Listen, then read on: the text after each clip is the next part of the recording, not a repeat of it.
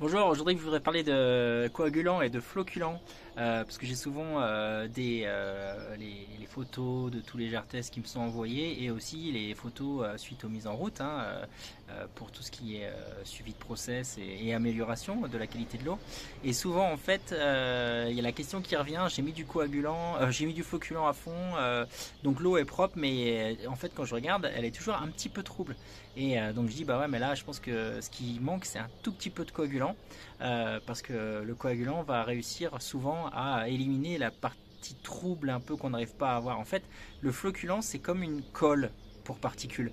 Ça vient vraiment coller toutes les particules ensemble et doser encore plus de floculant ça change strictement rien. À un moment donné, on arrive en fait au taux optimal et mettre plus ne changera pas la donne.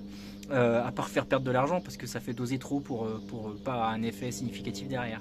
Par contre, parfois ajouter un petit peu de coagulant, même pas beaucoup, hein, mais un petit peu de coagulant, ça apporte cet effet de vraiment de piéger tout ce qui est particules dissoutes, une partie des particules dissoutes en tout cas, et donc d'apporter encore plus de clarté au traitement de l'eau. Donc quand vous avez un process où vous trouvez que votre eau est propre mais qui est encore un petit peu trouble, pensez à tester des coagulants. Encore une fois, hein, quand on fait des traitements d'eau en physico-chimique, faites un jar test, faites des jar tests. Les jar tests, ça vous permet de déterminer les bons produits chimiques et les bons dosages.